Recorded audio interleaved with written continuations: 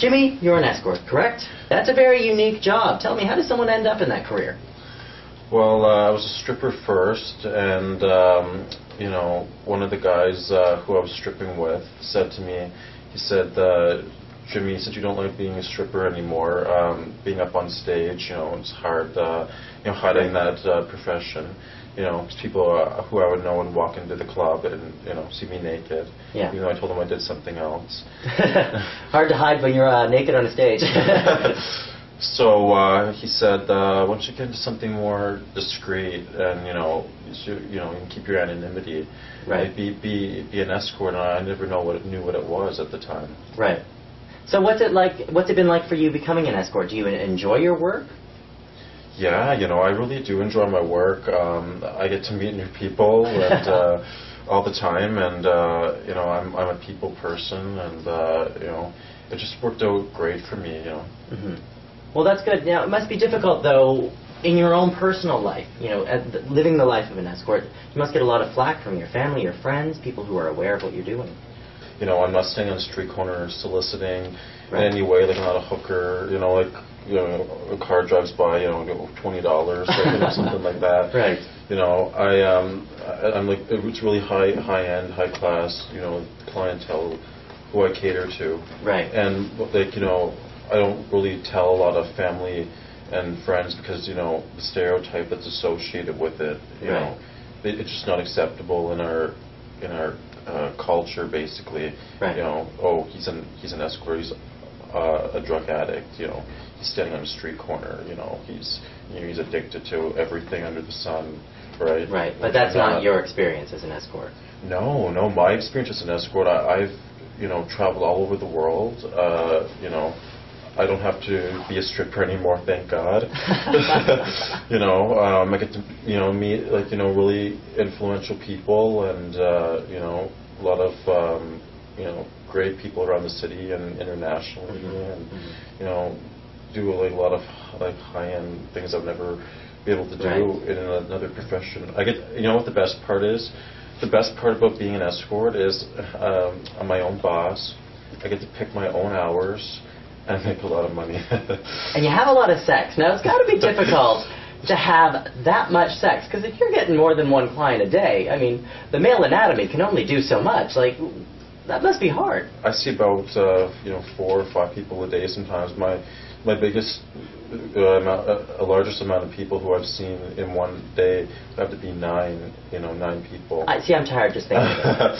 I'm tired experiencing it, and in the beginning it's fun. You're just like, fucking, and it feels so good. And after, when you're at the end of the day, you're just like, oh my God. I can't do it anymore. You just need a crane to put it up, At the end of the day, it's just like, come on, it's like next, People, but a lot of people though, Jeremy, they expect me to come, on every time, and at the end it's just like it's dry, it's like I don't know if I can. So, having so much sex, I mean, does it ruin you wanting to have sex for your own personal pleasure? Do you even bother having sex if there's no money involved? You see, it's very difficult, because when I meet somebody, I usually only date people who are in the profession. Like, I date, the strippers. I date other adult film stars, right. Other escorts, and. It is very difficult dating because, nobody else understands what I have to go through, and plus when I'm with somebody, it's like, am I with a client here, or am I with somebody who I'm caring about it? My feelings are all right. Though you find those lines blur between your personal life and your professional life. Yeah, that's true. It does blur, but I don't really. I have luck in the sex department, but not the love department. Right. So I need luck in the love department. Everybody's watching here. Although I imagine if you were dating another escort, the two of you would probably be so tired of sex at the end of the day, you just watch movies and cuddle. Oh my God! I've dated female escorts, male escorts, and we don't even like sex anymore. We don't even want to talk about sex. It's please, no sex. Don't talk about anything regarding sex. Just want to watch TV and just go on a vacation and just relax in the sand, and that's what Right. I want to do. Right.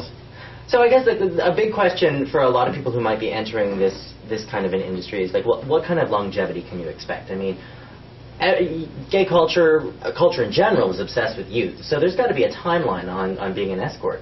So what's your plan for the future? Well, considering I'm only 18, I have like a lot, more years ahead of me, right? Right. So, well, yeah, you can last as long as, it's a question of supply and demand. Right. If people like your look, then they're going to call you. If people are attracted to you, then they're going to call you. If people want somebody who looks younger, they're going to call them. If I'm, once I get 30, then, if people want like a 30-year-old, then they'll call a 30-year-old. It just all depends. You won't get as much, but, people who are younger tend to make a lot more money than, people who are older. So you got to make the money while you can.